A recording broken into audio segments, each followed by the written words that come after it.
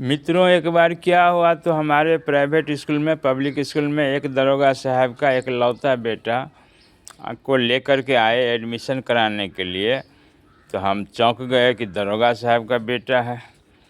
दरोगा साहब बोले कि ये लड़का जो है ना, अंधराठाढ़ी के किसी विद्यालय में पढ़ नहीं रहा है, किसी कन्वेंट में पढ़ता नहीं है, टीचर को भी गाली देने लगता है, तो क्या आप इसे एडमिशन करेंगे? तो हम बोले जी सर, मेरा काम है एडमिशन लेना, बच्चों को पढ़ाना, चाहे आपका लड़का हो या किसी का लड़का हो, पढ़ाएंगे क्यों नहीं, हम भी तो प्रिंसिपल साहब हैं।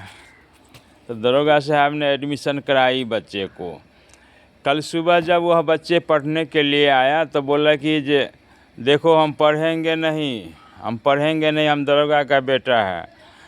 तो बोले पढ़ोगे नहीं? तो नहीं, पढ़ेंगे नहीं, तुम हमारे पापा से पैसा अपना लो, महीना लो, एडमिशन फ़ी लो, सारा पैसा लो, परंतु हम पढ़ेंगे नहीं, और हमको तुम कुछ कहना नहीं, मारना नहीं, पीटना नहीं। उस समय में थोड़ा बहुत मारा पीटा जाता था, आजकल की पढ़ाई नहीं थी।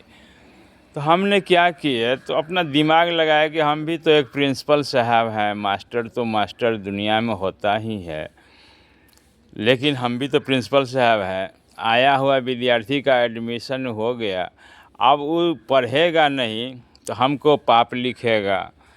अब पढ़ाएंगे तो इसको पढ़ाएंगे कैसे? दरोगा का बेटा है, मारेंगे तो मारेंगे कैसे? दरोगा बहुत बदमाश दरोगा था अंधराठाढ़ी का। तो हमने अपना रात में तजुर्बा लगाया कि नहीं, इसको पढ़ा देंगे। तो उस समय बच्चे में नर्सरी में पढ़ाई होती थी, 1 में पढ़ाई होती थी, एक मनोहर पोथी पढ़ाई होता था। तो मनोहर पोथी उसको हम पढ़ाने लगे।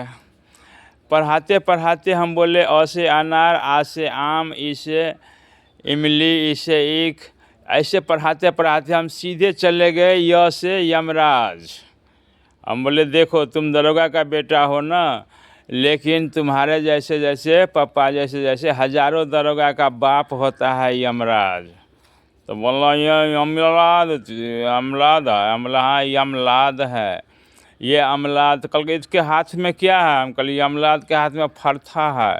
ये फरथा से क्या करता है? हम बोले फरथा से जो बच्चा नहीं पढ़ता है, गर्दन 2 खंड काट देता है।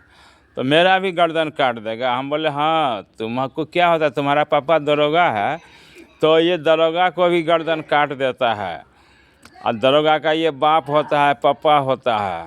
लड़का सहम गया बंधुओं, और उस दिन से लड़का मेरे अनुकूल पढ़ने लगा। पढ़ते पढ़ते पढ़ते पढ़ते वो लड़का बहुत 8वीं क्लास तक मेरे कन्वेंट में पढ़ने लगा, और इसके बाद वो लड़का इतना अच्छा स्टूडेंट बन गया, और दरोगा मुझे ढेर सारा बधाई दिया, कपड़ा दिया, और कन्वेंट के लिए जो भी सामान उपयुक्त ज़रूरत था, सारा कन्वेंट खरीद करके उस ज़माने में 2001 ईस्वी में उन्होंने लगभग 2-2.5 हज़ार का सामग्री विद्यालय के लिए खरीद करके दिया, और डेली सारे बच्चों को टॉफ़ी बिस्कुट दिया करते थे। तो हम सबसे पहले सारे मास्टर साहब से कहेंगे कि दुनिया में अगर कोई बीमारी है तो उसका इलाज ज़रूर कहीं ना कहीं है। हो सकता है हम आप उस गंतव्य स्थान पर नहीं पहुँचे होंगे, तो अगर बीमारी है तो इलाज है। और ज़िंदगी में बंधुओं, मैं यह एक संदेश देना चाहता हूँ इस वीडियो के माध्यम से कि अगर कोई समस्या है तो उसका समाधान भी ज़रूर है। आप आनाकानी न करें, आलस न करें, समस्या को समाधान की ओर चले, आपका ज़िंदगी सुखमय हो जाएगा, शांतिमय हो जाएगा, ज़िंदगी धन्य धन्य हो जाएगा। सारे बंधुओं को मेरा प्रातःकालीन नमस्कार, प्रणाम। जय श्री राम।